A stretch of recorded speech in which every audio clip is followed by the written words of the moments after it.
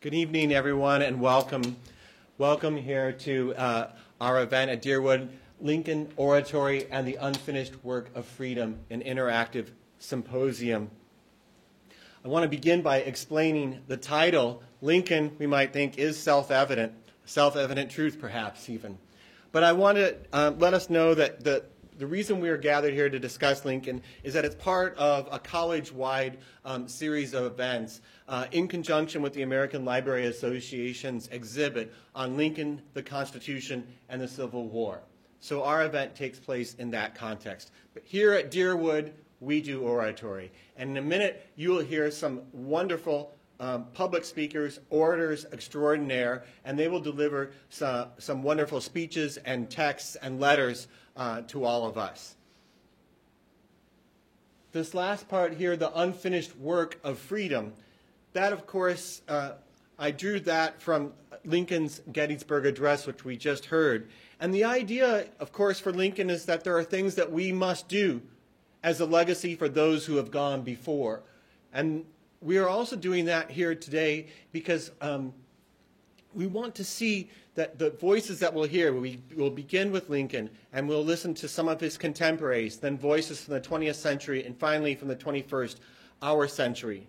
That we are engaging in a living tradition, a living conversation with these people. And our speakers here will bring those voices to life. But we want to engage you, the audience, in this conversation as well. And so after our speakers have delivered their presentations, we'll then invite you to become part of the interactive symposium. You yourself will become the participants as well. So if you have questions, if you have remarks, whatever strikes your fancy, that we will do that at the end. Earlier this afternoon, we had part one where we heard almost exclusively speeches from Lincoln. But now we will begin with one more Lincoln speech, and from there we will trace the legacies of Lincoln's work, how they've inspired other speakers, how they've spoken to events, to crises in times past and more recently. And we are going to begin tonight with Lincoln's second inaugural address. It's the address that he delivered 150 years ago to this day, on March 4th, 1865. And so we mark the sesquicentennial anniversary of Lincoln's second inaugural address. It is perhaps his second best known speech, only after the Gettysburg Address. A photo here remains, and you can see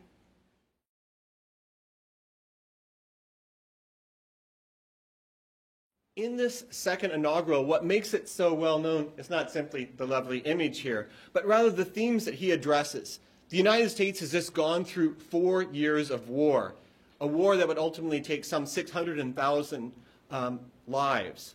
And in this speech, we return to it still now because it is a landmark statement of Lincoln's views on slavery, on the war, and indeed on religion.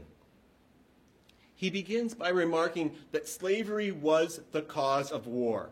To extend and perpetuate slavery was the cause for which the South fought, according to Lincoln, whereas the North sought only to stop its further expansion westward. But after 4 years of war, Lincoln also turned to the God of the Old Testament. He spoke then of divine judgment. And it was a judgment meted out not to one section or another section, but it was a judgment meted out to North and South alike for their complicity in the sin of slavery. And finally, as our speaker will bring this speech to life, we will hear in one of the most moving passages that Lincoln calls upon his audience, the American people, and all who reside here, to come together to bind up the nation's wounds and to establish a lasting and perpetual peace. Wesley Evans now will present this speech for us, and that's what we will begin with this evening.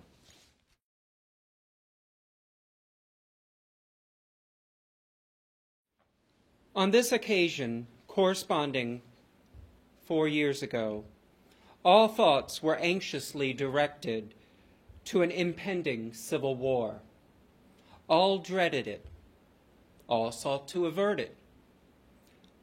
while the inaugural address was being delivered from this place, devoted altogether to the saving of the Union without war.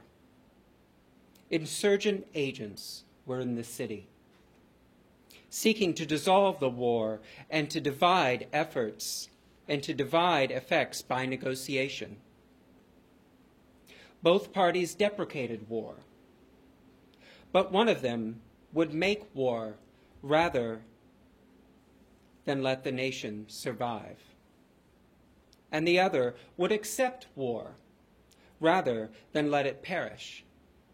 And the war came. 1/8 of the whole population were slaves, not distributed generally over the Union, but localized in the southern part of it. These slaves constituted a powerful interest. All knew that this interest was somehow the cause of the war. To strengthen, perpetuate, and extend this interest was the object for which the insurgents would rend the Union, even if by war. While the government claimed no right to do more than restrict the territorial enlargement of it. Neither party expected for this war the magnitude or the duration which it had attained. Each looked for an easier triumph, and as a result, less fundamental and astounding. Both read the same Bible and pray to the same God, and each invokes his aid against the other. It may seem strange that any man should dare ask a just God's assistance in wringing their hands from the sweat of another man's face. But let us judge not, that we be not judged. The prayers of both could not be answered. That of neither has been answered fully. The Almighty has his own purposes.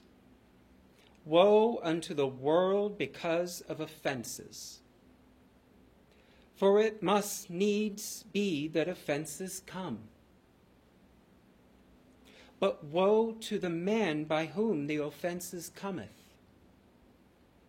If we shall suppose that American slavery is one of those offenses which, in the providence of God, must needs come, but which, having continued through his appointed time,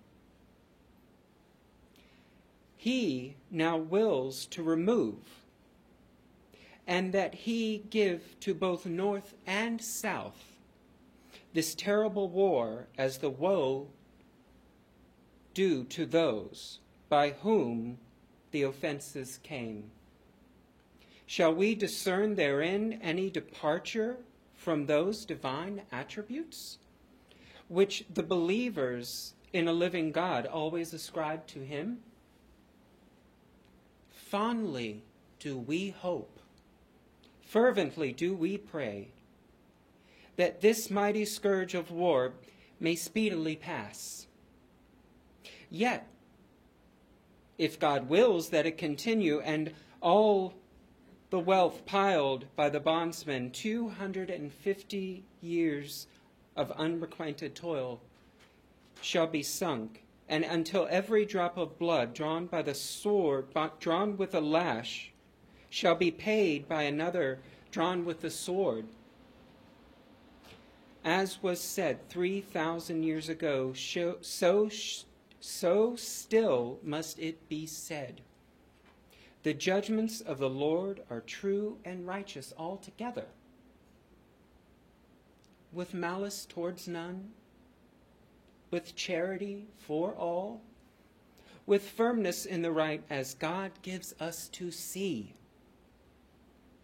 Let us strive on to finish the work we are in, to bind up the nation's wounds, to care for him who shall have borne the battle and his widow and for his orphan, to do all which may achieve a just and lasting peace among ourselves and with all nations. Thank you.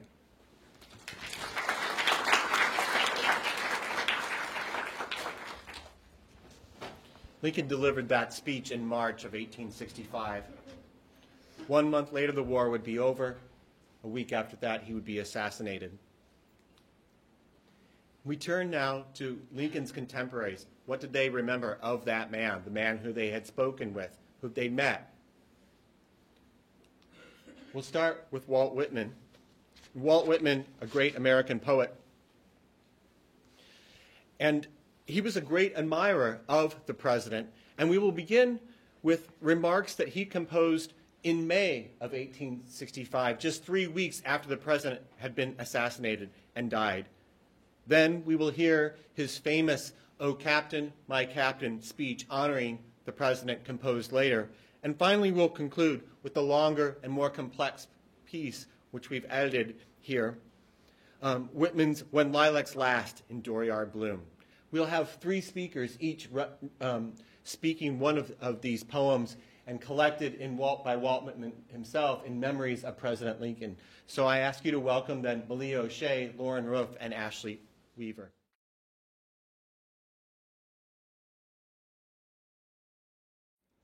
May 4th, 1865. Hushed be the camps today, and soldiers, let us drape our war-worn weapons, and each with musing soul retire to celebrate our dear commander's death. No more for him life's stormy conflicts, nor victory nor defeat, no more time's dark events, charging like sleepless clouds across the sky. But sing, poet, in our name, sing of the love we bore him, because you, dweller in camps, know it truly. As they invault the coffin there, sing as they close the doors of earth upon him, one verse for the heavy hearts of soldiers. This dust was once the man, gentle, plain, just, and resolute, under whose cautious hand, against the foulest crime in history known in any land or age, was saved the union of these states.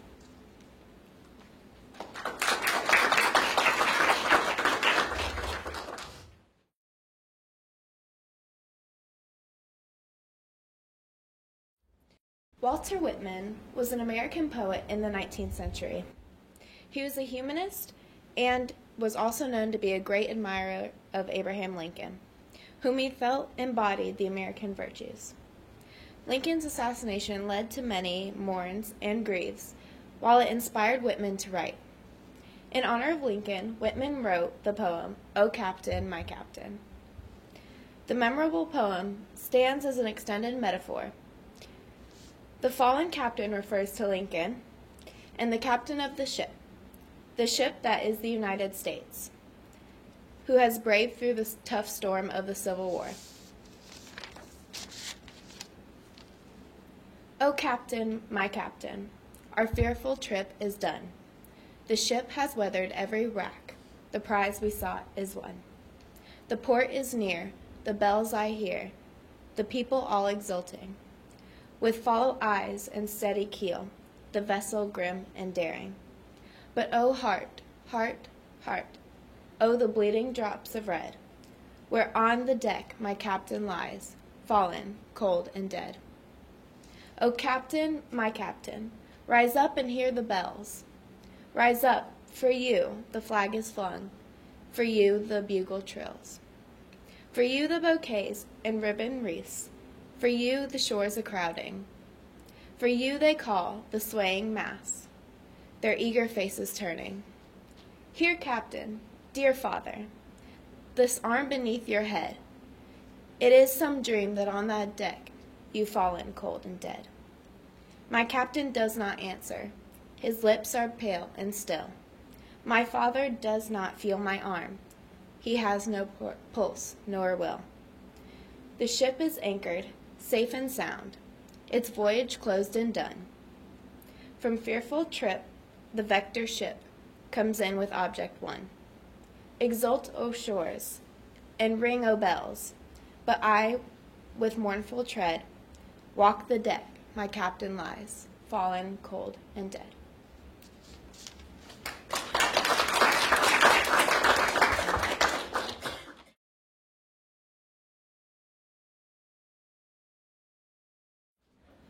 When lilacs last and the dooryard bloomed. When lilacs last and the dooryard bloomed, and the great star early drooped in the western sky, in the night I mourned and yet shall mourn with ever-returning spring. Ever-returning spring, Trinity sure to me you bring, lilac blooming perennial and drooping star in the west, and thought of him I love. With every leaf a miracle, and from this bush in the dooryard, with delicate colored blossoms and heart-shaped leaves of rich green, a sprig with its flower I break. In the swamp and secluded recesses, a shy and hidden bird is warbling a song. Solitary the thrush, the hermit withdrawn to himself, avoiding the settlements, sings by himself a song. Song of the bleeding throat, death's outlet song of life. For well, dear brother, I know if thou wast not granted to sing, thou wast surely die. Over the breast of the spring, the land amid cities, amid lanes and through old woods, where lately the violets peeped from the ground, spotting the gray debris, passing the endless grass, carrying a corpse to where it shall rest in the grave, night and day journeys a coffin. Coffin that passes through lanes and streets, with the pomp of in-looped flags and the cities draped in black, with the show of the states themselves as crape-veiled women standing, with the countless torches lit, with the silent sea of faces and the unbared heads, with the toiling bells' perpetual clang, here, coffin that slowly passes, I give you a sprig of lilac. For fresh as the morning, thus would I chant a song for you, O sane and sacred death. With loaded arms I come, pouring for you in the coffins all of you, O death. O western orb sailing the heaven, as you drooped from the sky, low down as if to my side, while the other stars all looked on. As my soul in its troubled, dissatisfied sank, as where you, sad orb, concluded, dropped in the night, and was gone. O singer, bashful and tender, I hear your notes, I hear your call. I hear you, I come presently, I understand you. But a moment I linger, for the lustrous star has detained me. Oh, how shall I warble myself for the dead one there I loved? Oh, what shall I hang on the chamber walls? With ranging hills on the banks, with many a line against the sky and shadows, and the city at hand with dwellings so dense and stacks of chimneys. Low body and soul this land. The coming eve delicious, the welcome night and the stars. Sing on, you gray-brown bird, you only I hear, yet the star holds me, but will soon depart. Yet the lilac with mastering odor holds me. Now, while I sat in the day and looked forth, under the arching heavens of the afternoon's swift passing, and the voices of children and women, falling upon them all and among them all, and enveloping me with the rest, appeared the cloud, appeared the long black trail, to the solemn shadowy cedars and the ghostly pines so still. And the singer so shy to rest received me, and he sang the carol of death, and a verse for him I love. Praised be the fathomless universe, lost in the loving floating ocean of thee, laved in the flood of thy bliss, O death.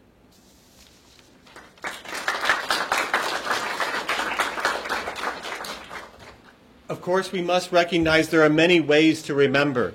Some were marked by melancholy.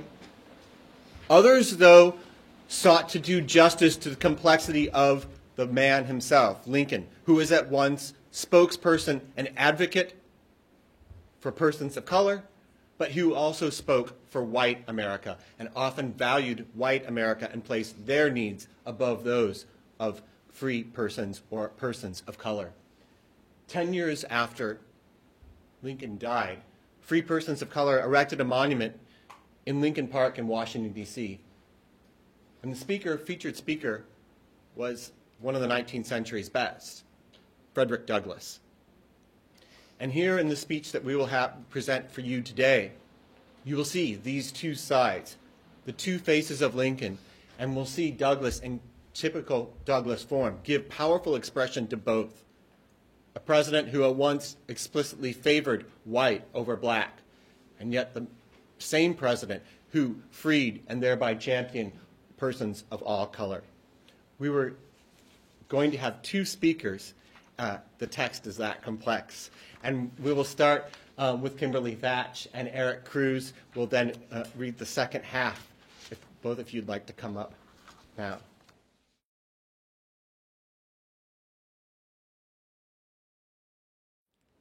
Friends and fellow citizens, we are here to express our grateful sense of vast, high, and preeminent services rendered to ourselves, our race, our country, and the whole world by Abraham Lincoln. The sentiment that brings us here today is one of the most noblest that can stir the human heart.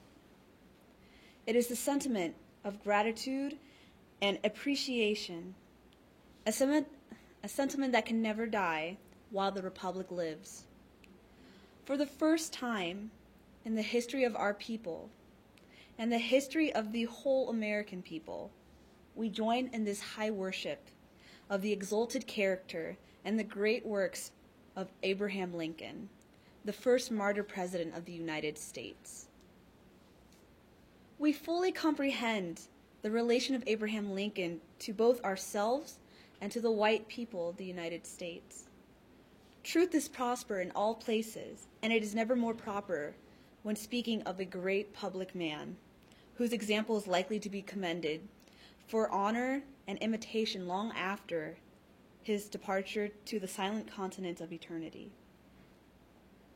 It must be admitted, even here, that Abraham Lincoln was not, in the fullest sense of the word, either our man or our model. In his interest, in his associations, in his habits of thought, he was a white man.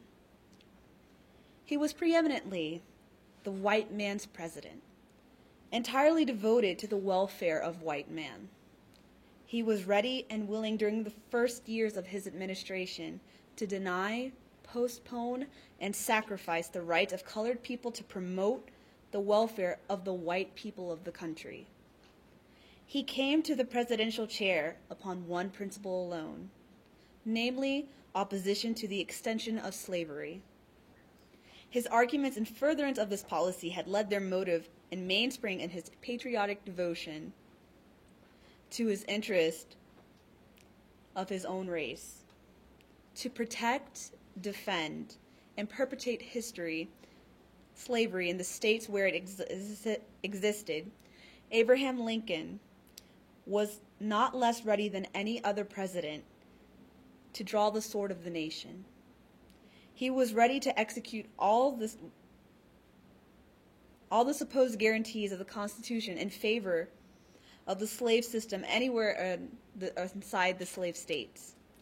He was willing to pursue, recapture, and send back the fugitive slave to his master, and to suppress a slave rising for liberty, though his guilty master was already in arms against the government. The race which we belong were not special objects of his consideration. Knowing this, I concede to you, my fellow white citizens, his preeminence in this worship at once was full and supreme. You are the children of Abraham Lincoln. We are at best his stepchildren. To you, it especially belongs to perpetuate his memory, to hang his pictures high upon your walls, and to commend his example, for to you he was a great, glorious friend and benefactor. But we entreat you to despise not the humble offering we will today unveil, For while Abraham Lincoln saved you a country, he delivered us from a bondage, according to Jefferson, 1 hour of which was worse than the ages of oppression your fathers rose in rebellion to oppose. Fellow citizens, ours is no newborn zeal and devotion, merely a thing of this moment. The name Abraham Lincoln was never near and dear to our hearts in the darkest and most perilous hours of the Republic. When it shall be asked what we have to do with the memory of Abraham Lincoln, or what Abraham Lincoln had to do with us, the answer is ready, full, and complete. Though the Union was more to him than our freedom, under his wise and beneficent rule, we saw ourselves gradually lifted from the depths of slavery to the heights of liberty and manhood. Under his wise and beneficent rule, and by measures vigorously pressed by him, we saw that the handwriting of ages and form of prejudice and prescription was rapidly fading away from the face of our whole country. Under his rule, and about as soon as the country could tolerate this strange spectacle, we saw our brave sons and brothers being clothed in blue uniforms of the soldiers of the United States. Under his rule, we saw 200,000 of our dark, dusty people responding to the call of Abraham Lincoln, with muskets on their shoulders and eagles on their buttons, timing their high footsteps to liberty and union.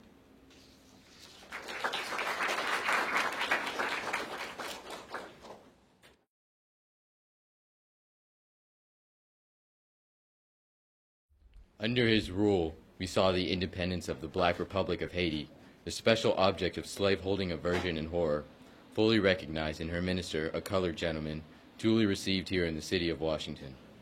Under his rule, we saw the internal slave trade and slavery abolished in the District of Columbia. Under his rule, we saw for the first time the law enforced against the foreign slave trade, and the first slave trader hanged like any other pirate or murderer. Under his rule, assisted by the greatest captain of our age, we saw the Confederate States, based upon the idea that our race must be slaves and slaves forever, battered to pieces and scattered to the four winds. Under his rule, and in the fullness of time, we saw Abraham Lincoln pennying the immortal paper, making slavery forever impossible in the United States. Though we waited long, we saw all this and more. Can any colored man or any white man friendly to the freedom of all men ever forget the night which followed the first day of January 1863, when the world was to see if Abraham Lincoln would prove to be as good as his word? I shall never forget that memorable night when in a distant city I waited and watched a public meeting with 300,000 not less anxious than myself for the word of deliverance which we have heard read today. Nor shall I ever forget the outburst of joy and thanksgiving that rent the air when the lightning brought to us the Emancipation Proclamation. In that happy hour, we forget all delay, forget all tardiness, forget that the President had bribed the rebels to lay down their arms by a promise to withhold the bolt which would smite the slave system with destruction. And we were thenceforward willing to allow the President all the latitude of time, phraseology, and every honorable device that statesmanship might require for the achievement of a great and beneficent measure of liberty and progress. I have said that President Lincoln was a white man and shared the prejudices common to his countrymen towards the colored race. Looking back to his time and to the condition of his country, we are compelled to admit that his unfriendly feeling on his part may be safely set down as one element of the wonderful success in organizing the loyal American people for the tremendous conflict before them, and bringing them safely through that conflict. His great mission was to accomplish two things. First, to save his country from dismemberment and ruin, and second, to free his country from the great crime of slavery. To do one or the other, or both, he must have the earnest sympathy and powerful cooperation of his loyal fellow countrymen. Without the primary and essential condition to success, his efforts must have been vain and utterly fruitless. Had he put the abolition of slavery before the salvation of the Union, he would have inevitably driven from him a powerful class of American people and rendered resistance to rebellion impossible. Viewed from the genuine abolition ground, Mr. Lincoln seemed tardy, cold, dull, and indifferent, but measuring him by the sentiment of his country, a sentiment he was bound as a statesman to consult, he was swift, zealous, radical, and determined. He was willing, while the South was loyal, that it should have its pound of flesh, but further than this, no earthly power could make him go. Fellow citizens, I end as I begin, with congratulations. We have done good work for our race. In doing honor to the memory of our friend and our liberator, we have been doing the highest honors to ourselves and those who come after us. When it shall be said that the colored man is soulless, that he has no appreciation of benefits or benefactors, when the foul reproach of ingratuity is hurled at us, we may calmly point to the monument we have this day erected to the memory of Abraham Lincoln.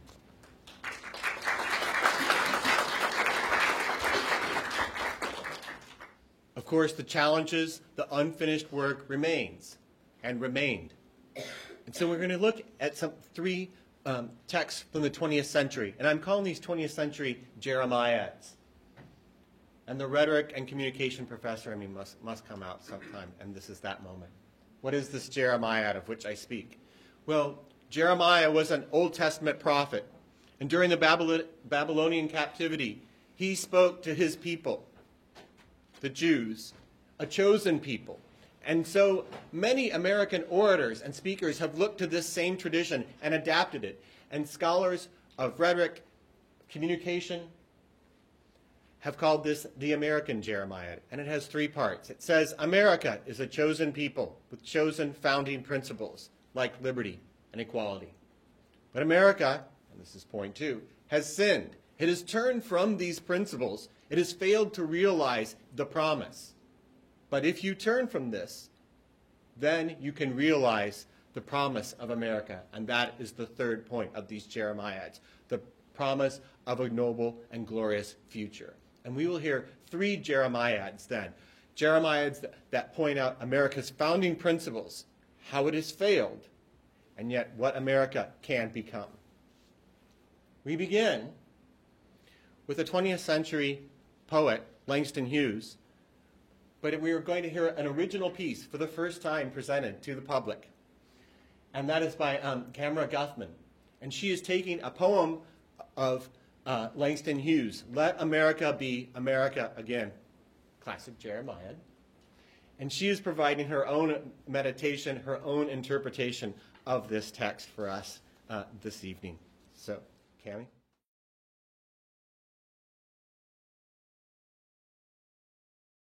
The title of this piece is Land of the Free.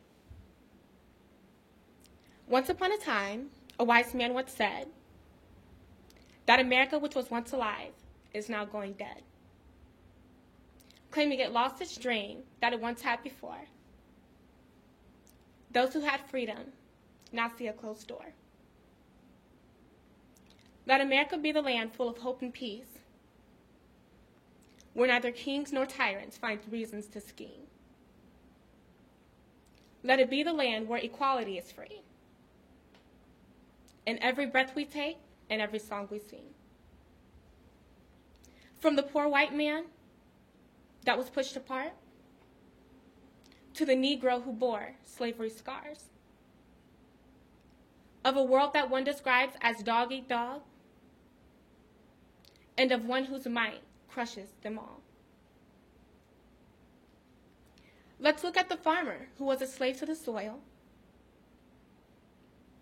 or the worker who ended up being sold to oil. What about us people that's become humble, hungry, and mean? Not giving the poorest worker a chance to even dream. Let's not lose sight of our very first start.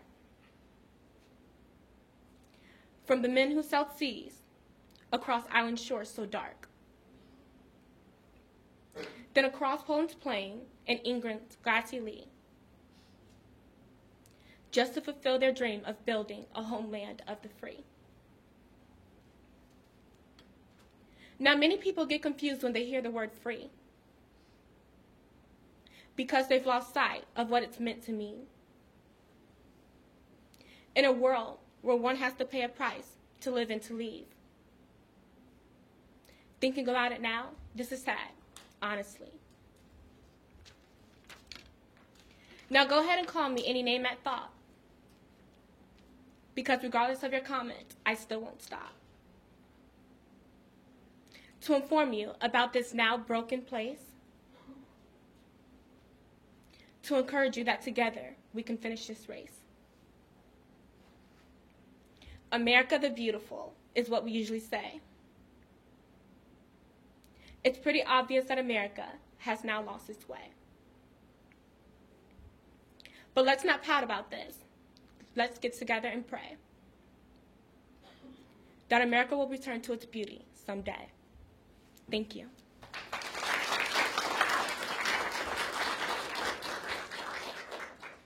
Next, we'll hear from the great 20th century writer James Baldwin. By 1963, he was already a well-established writer, and he penned a letter, which was then, of course, published, to his nephew, marking the 100th anniversary of emancipation and the Emancipation Proclamation of 1863. And that will be presented here by Nikki Ercolino. Nikki.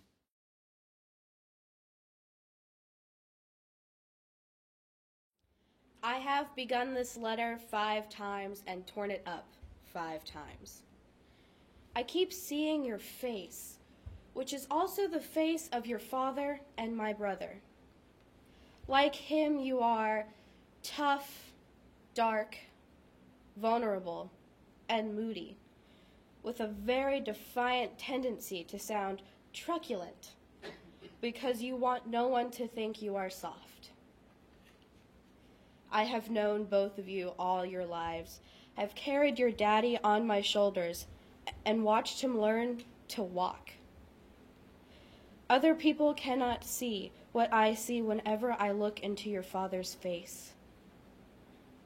Let him laugh, and I see a cellar your father does not remember, and a house he does not remember, and I hear in his present laughter his laughter as a child. Let him curse, and I remember him falling down the cellar steps and howling, and I remember his tears, which my hand or your grandmother's so easily wiped away. Which one hears his laughter and in his speech and in his songs. I know what the world has done to my brother, and how narrowly he has survived it.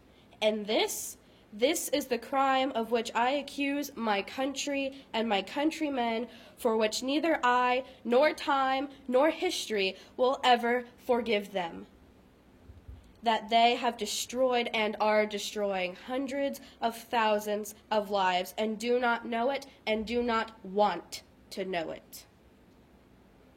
One can be, indeed one must strive to become, tough and philosophical concerning destruction and death. For this is what most of mankind has been good at since we have first heard of man. But it is not permissible that the authors of devastation should be also innocent. It is the innocence which constitutes the crime. Now, my dear namesake, these innocent and well-meaning people, your countrymen, have caused you to be born under conditions not very far removed from those described for us by Charles Dickens in the London of more than 100 years ago. This country set you down in a ghetto which, in fact, it intended that you should perish. Let me spell out precisely what I mean by that, for the heart of the matter is here, and the root of my dispute of my country. You were born where you were born, and faced the future that you faced because you were black, and for no other reason. The limits of your ambition were expected to be set forever. You were born in a society that spelled out with brutal clarity that you were a worthless human being. You were not expected to aspire to excellence. You were expected to make peace with mediocrity. Wherever you have turned, James, you have been told what you could do and where you could do it and whom you could marry. I know that your countrymen do not agree with me about this, and I hear them saying, "You exaggerate." They do not know Harlem, and I do. So do you. Take no one's word for anything, including mine, but trust your experience. Know whence you came, and know whence you came. There is literally no limit to where you can go.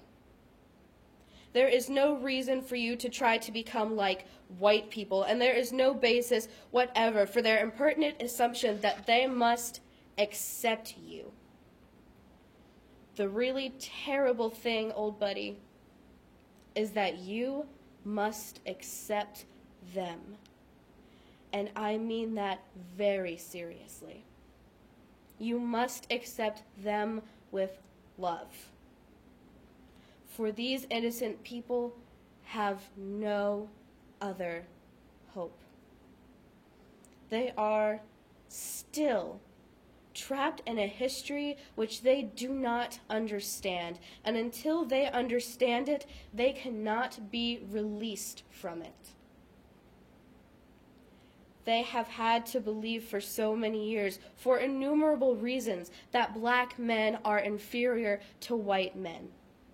Many of them indeed know better, but as you will discover, people find it difficult to act on what they know.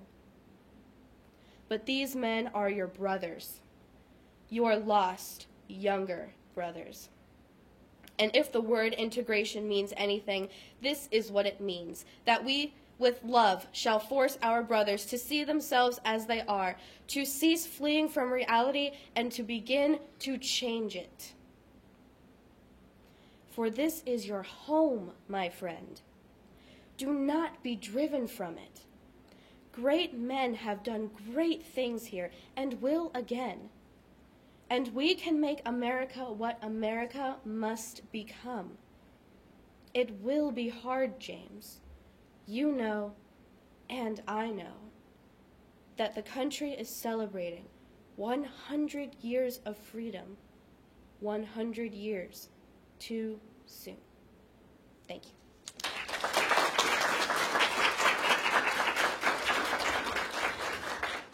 Our last 20th century speaker, or rather person, is Fannie Lou Hamer. And in August of 1964, she catapulted to national attention. She brought to national attention once again the fact that in her state, the state of Mississippi, she and persons like her were not represented.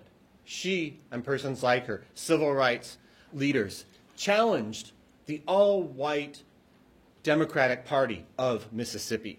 And for that challenge, she was subject to torture, to physical abuse. And she went to the Democratic National Convention in '64 to have her party and her party represent the true representatives from Mississippi. And in this speech, televised at the time, she details what she experienced just in the through the desire to vote. Jacinda Liggins will present that speech for us now.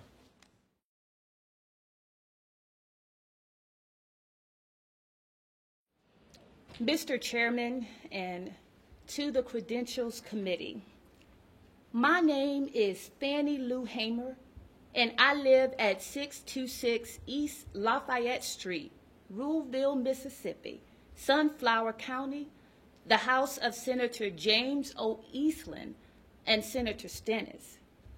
It was the 31st of August in 1962 that 18 of us traveled 26 miles to the county courthouse in Indianola to try to register to become first-class citizens. We was met in Indianola by policemen, highway patrolmen, and they only allowed 2 of us in to take the literacy test at that time. And we had taken this test and started back to Ruleville. We was held up by the city police and the city and the state highway patrolmen, carried back to Indianola, where the bus driver was charged with driving a bus the wrong color. After we had paid the fine, we continued on to Ruleville, and Reverend Jeff Sonny carried me 4 miles in the rural area where I had worked as a time cropper and sharecropper and timekeeper for 18 years. I was met there by my children, who told me that the plantation owner was angry because I had gone down to try to register. After they told me, my husband came and said the plantation owner was raising Cain because I had tried to register. The plantation owner came and said, "Fannie Lou, if you don't go down and withdraw your registration, you will have to leave. You still may have to go down if you do withdraw, because we are not ready for that in Mississippi." And I addressed him and said, "I didn't try to register for you. I tried to register for myself." I had to leave that same night. On the 10th of September, 1962, 16 bullets was fired into the house of Mr. and Mrs. Robert Tucker for me. That same night, 2 girls were shot in Ruleville, Mississippi. Also, at Mr. Joe McDonald's house was shot in. And June the 9th, 1963, I had attended a voter registration workshop and was returning back to Mississippi. 10 of us were traveling by the Continental Trailway bus. When we got to Winona, Mississippi, 4 of the people got off to use the restaurant, and 2 people wanted to use the washroom. The 4 people that had gone in to use the restaurant was ordered out, and one of the ladies said it was a state highway patrolman and a chief of police who ordered us out. I stepped off the bus to see what was happening, and somebody said and screamed from the car, "Get that one." When the man told me I was under arrest, he kicked me. I was carried to the county jail and put in the booking room. They left some of the people in the booking room and began to place us in cells. I was placed in a cell with a young woman named Miss Evesta Simpson. After I was placed in the cell, I began to hear screams. And I could hear somebody say, "Can you say yes, sir?" She would say, "Yes, I can say yes, sir." "So well, say it." To which she said, "I don't know you well enough." They beat her. I don't know how long. And after a while, she began to pray and ask God to have mercy on those people. And it wasn't too long before that white men came to the cell. One of these men was a state highway patrolman, and he asked me where I was from. And I told him, "Ruleville." And he said, "We're going to check on this." They left my cell, and it wasn't too long before they came back and said, "You're from Ewellville, all right." And he used a curse word. And he said, "We're going to make you wish you was dead." I was carried out of that cell into another cell where they had 2 Negro patrolmen, or 2 Negro prisoners. The state highway patrolman ordered the first Negro to take the blackjack. The first Negro prisoner ordered me, by orders of the state highway patrolman, for me to lay down on a bunk bed on my face. I laid on my face, and the first Negro began to beat. I was beat by the first Negro until he was exhausted. I was holding my hands behind me at that time on my left side because I had suffered from polio when I was 6 years old. After the first Negro prisoner ordered me until he was exhausted, the Stateway Highway Patrolman ordered the second Negro to take the blackjack. The second Negro began to beat, and the State Highway Patrolman ordered the first Negro to sit on my feet. I began to scream, and one white man got up and began to beat me in my head and tell me to hush. One white man walked over and pulled my dress. I pulled my dress down, and he pulled my dress back up. All of this on account we want to register, to become first-class citizens. And if the Freedom Democratic Party is not seated now, I question America. Is this America, the land of the free and the home of the brave, where we have to sleep with our telephones off the hooks because our lives be threatened daily, because we want to live in a decent, as decent human beings in America? Thank you.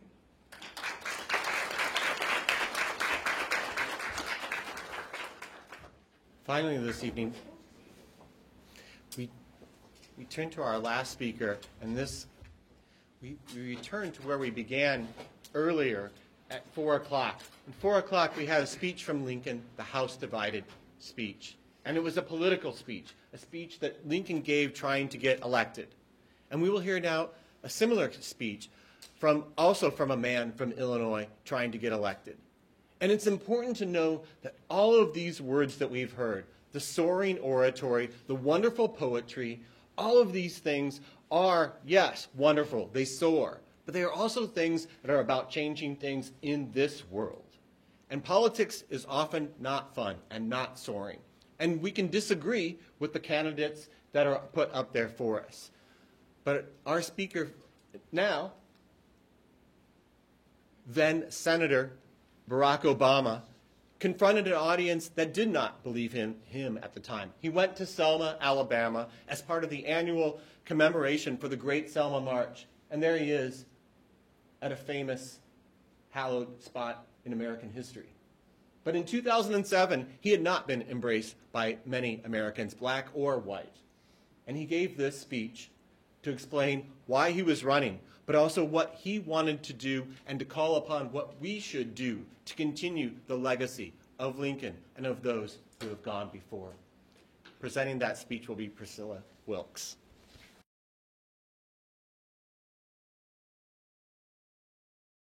Greetings. Several weeks ago, I stood in front of the old state capitol in Springfield, Illinois, where Abraham Lincoln delivered his speech declaring that a house divided itself could not stand. I then announced that I was running for the presidency, and there were a lot of commentators who questioned the audacity of a young man like myself who hadn't been in Washington too long. But I got a letter from a friend, Reverend Otis Jr., saying how proud he was that I had announced and encouraged me to stay true to my ideas and not to be fearful. And he said, if there's some folks out there who question whether you should run, just tell them to look at the story of Joshua, because you're part of the Joshua generation. So I wanted to talk a little about Moses and Joshua, because we are in the presence today of a lot of Moses. We're the presence today of giants whose shoulder we stand on, people who battled not just on behalf of African Americans, but on behalf of all America. They battled America's soul. They endured trumps and torments, and they, in some cases, gave the last full measure of their devotion. Like Moses, they challenged Pharaoh, the princes. the powers who said that some are atop and others are at the bottom, and that's how it's always gonna be. There were people like Anna Cooper and Maurice Foster, C.T. Vivian, and John Lewis, who said, we can imagine something different, and we know there's something out there for us too.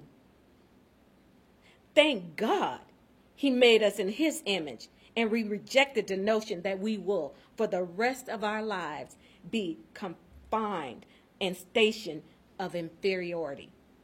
That we can't aspire to the highest heights, or that our talents can't express to their fulfillers. Because of what they endured, they marched, they led people out of bondage.